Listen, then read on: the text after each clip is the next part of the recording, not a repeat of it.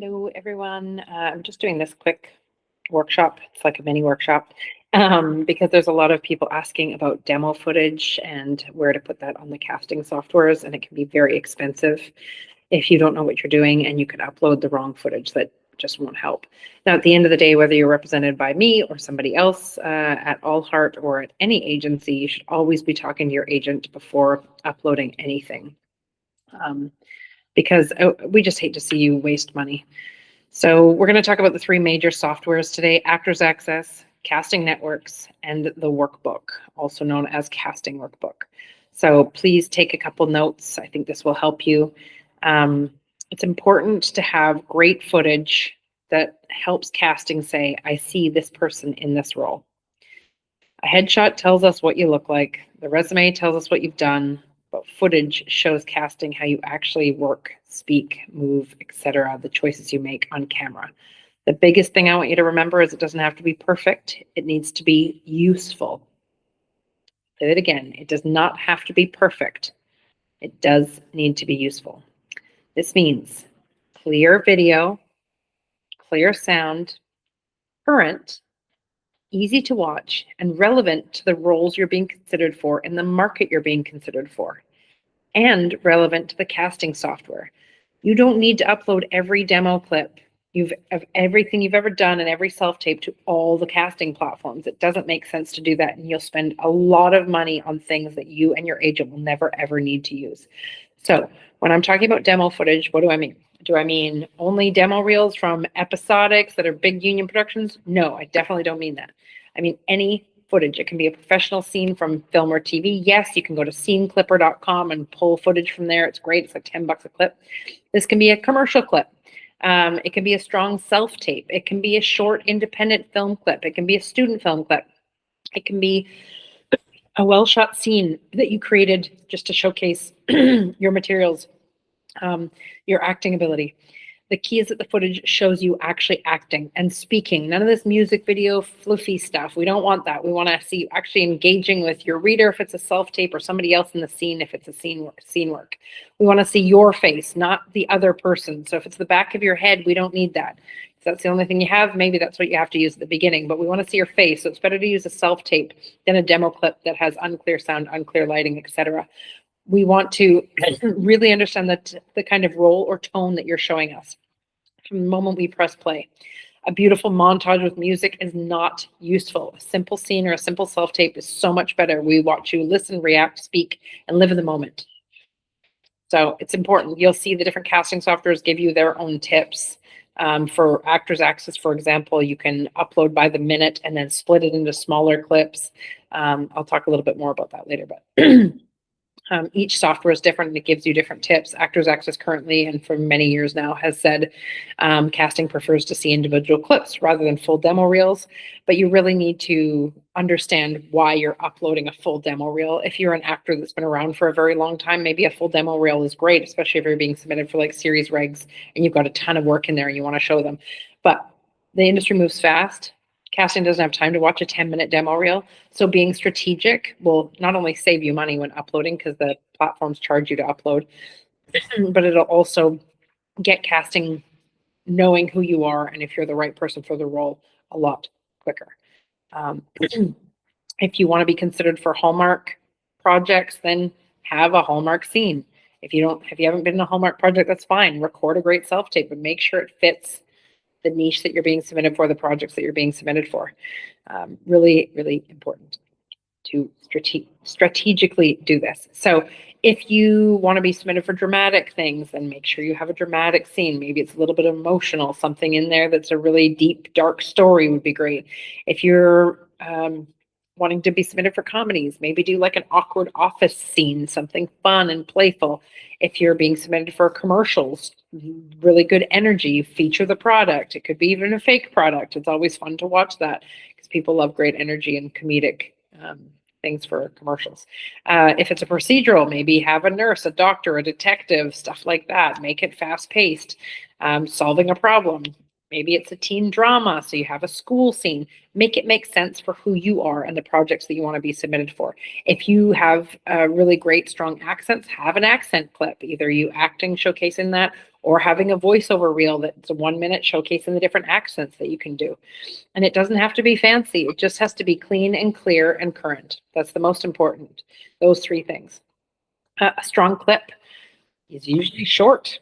You don't need to see 5 minutes. We don't want to see a 3-minute monologue. My goodness, nobody's watching that. Trust me. Start close to your strongest moment. Don't make casting wait through a long setup, a slow entrance, or anyone else's big speech to get to you. It's better to cut that stuff off and just have it be clear sound, good lighting, your face visible, a believable scene partner or reader, especially if you're self-taping. Make sure the tone is very clear. If it's a comedy, a drama, procedural, commercial, etc.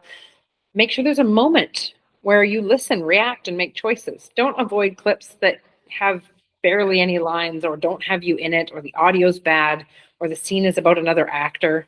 If the clip starts slowly and there's a music montage or something at the beginning, we don't need that. We don't want you walking down a lane for 20 seconds before we hear you say the first line. If the footage is old and no longer looks like you, get rid of it. Make something current. It's not about your ego. It's about making casting's job easier. So let's talk platform strategy, because you don't need to upload the same footage everywhere. Each platform has different projects and is used differently, and depending on what area of the world you're in, that they have different types of projects as well. So I'm going to specifically be talking about Canada for here, because most of my clients are based in Canada, but you're going to have to do a little bit of research before you do this if you're not in Canada. So for Actors Access, it is TV film heavy, North America wide. In Canada, I'd say the East Coast has about 40% commercials, 60% TV film on Actors Access, where in Vancouver, it's about 90% TV film, 10% commercials. So that's just something to note. If you're in Vancouver and you're on Actors Access, it should be predominantly TV film materials. If you're in Ontario and you want to do commercials and TV film, then you can have footage for both, because those projects appear on both. Now, Actors Access charges by the minute for new video uploads. So don't upload every clip you have. Be selective. Talk to your agent first if you're working with an agent. Show them the clips you're thinking of uploading. Now, if you have 4 separate 30-second clips and you upload each separately, it's going to charge you $22 per minute. But if they're separate, even if it's 30 seconds, they're not going to charge you for half of that. That's considered a whole minute or less. It's $22 US. So what you can do is you can take all 4 of those 30-second clips, merge them into a 2-minute demo reel. So you're paying for 2 minutes as opposed to 4 30-second clips, because that's twice the money. So merge them all into one. Then it will let you split them into smaller clips and relabel them after you've done that. So that's a great way to save money on Actors Access. For most actors, I would suggest just doing a strong 1-minute theatrical reel or clip package. When I say theatrical, I mean TV and film style footage.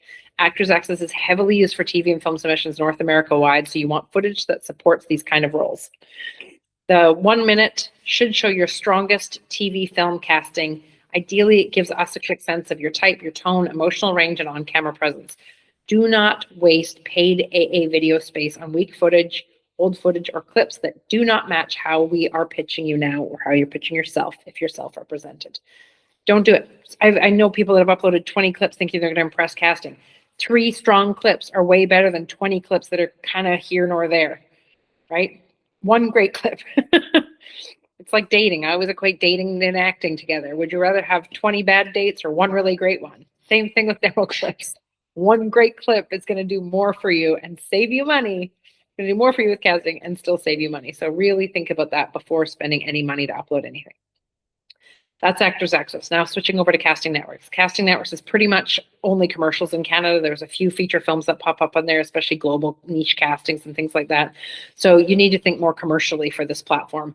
You get 1 free video credit on your profile where you can upload 1 video credit. I don't know how big it is. I think it's up to 500 megabytes or something, but check before you upload. So if you only have 1 free video space, use it wisely, okay? If you have only 1 minute commercial, maybe it's a couple different commercial clips, great. From commercials you've done, upload that to Casting Networks. That's awesome. That's great for your space. If you don't have that, but you have a lot of cool special skills, upload that. If you only have a couple commercial self-tapes, upload those. But before you upload any self-tapes, please make sure that you have permission to do it. It's either from a fake script or something that's already aired and there's no NDA or anything like that saying that you can't share that footage. So just make sure to be very careful with that too. Really do your research on what you can upload first. Last but not least, Casting Workbook. Now, Casting Workbook is the only one that doesn't have a free profile. Actors Access, Casting Networks, they have free options. That's why you have to pay for the footage. But Casting Workbook, because there is no free profile on there, you have to pay for the yearly membership in order to have a profile, which means you can upload up to 10 gigabytes, I believe it is, of audio or video. So, and that's a ton. Like most people don't have that. So you can upload a ton of stuff to Casting Workbook, which is great. You can literally have like a dramatic reel, a comedic reel, a commercial reel, procedural clips, a role showcasing that you can be a parent or a student or whatever it is, a professional speaking role, accent clips, special skills clips, voice clips, a stunt reel. So you can have all that on there. Casting Workbook has TV, film, commercials, voiceover. Depending on where you are in Toronto, for example, it's busier for TV film than it is in Vancouver. In Vancouver, there's some Lifetime, some Hallmarks on that platform. But Toronto, there's more procedurals and things like that on there, some comedy stuff. So it's important before you spend any money on investing in any of these platforms or uploading any materials, do your research, find out what's casting on what platforms, and then be really strategic with what you submit. If you're submitting like a couple of self-tapes, a couple demo clips, and a stunt roll, don't merge it into one 5-minute reel on any of these platforms. It's confusing, especially if you have a clip from a Hallmark and then a self-tape from a dramatic and then a stunt reel and then another. Like, it should all be the same thing. You have one professional reel, one self-tape clip reel, and then a stunt reel. Like, so keep those separate. But reminder, Actors Access, because they charge by the minute, if you merge all those things into one, create one big reel, upload that, then split it, it'll save you money. Okay. If you're uploading things, please make sure you label them properly. It helps your agent pitch you properly. It helps casting know if they get 10 clips submitted, which clip to watch, because they only want to watch the ones that serve what they're casting for. So that's important. Don't say scene 1 Bob or whatever the project or the show is, especially if it's something somebody doesn't know. Don't say acting clip. Don't say brandy demo. None of that final edit stuff, not image underscore 847215. That doesn't help casting. It actually frustrates all of us. So better examples of how you should label your tapes: drama, grieving daughter; comedy, overwhelmed assistant; commercial, warm, loving mom; procedural, nurse scene; teen drama, best friend conflict. So just go through all that. French accent, romantic comedy. That tells casting exactly what they're going to see as soon as they hit play. Don't waste people's time. People are busy. You want to show them that you're a professional and you respect their time by labeling things correctly and having it once they press play, it's your strong scene right away. They can see you, they can hear you, and it's current. Again, going back, if you don't have professional footage, create useful footage. I'm not saying go out and cast an entire short film and film it. A couple short scenes, a couple short self-tapes that show who you are. Film it cleanly, good lighting, clean sound, simple background, strong reader. Don't overproduce it. No music, no funky props or anything like that. Show us you. Show us that you can be vulnerable, make a great choice, that you can fit the casting type that you're being submitted for, or the projects that are casting locally in your area. Just be strategic. Here's your homework. Go to Caster Networks, go to Actors Access, go to Workbook, and look at your footage. Does your footage match your headshots? Does it make sense? Does it match what's being cast in your area? Can casting hear you clearly? Ask, are you featured in the clip, or is it somebody else? Is the clip labeled properly? Is it short enough? Is it too long? Is it not long enough? Does it show the kind of work that you want more of? It's like dress for the job that you want, not the job you have kind of thing. So what job do you want? Have footage that conveys that. Have headshots that match that footage as well. If the answer to any of these things above is like no or I don't know, take your time, be strategic, fix it. There's a lot of actors out there, a lot of people competing for casting's attention. So you want to make sure that your footage is strong. On Actors Access, aim for your strongest 1-minute theatrical TV film footage so you're not paying for unnecessary minutes.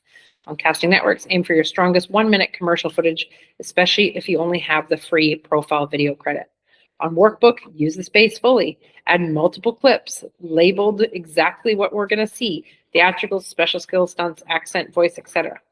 On every platform, ask yourself, does the footage look like me? Can they hear and see me clearly? Is the clip labeled properly? Does it show the kind of work I want more of? And is this platform matching the platform opportunities matching the footage that I have? That will make it easier for you or your agent to pitch and for casting to say yes to that pitch. Okay, that was uploading footage 101. I hope that was helpful. I'll do another longer workshop on this coming up in the summer, but I just want to make sure you had these top tips. Thanks, everyone. Hope this helped.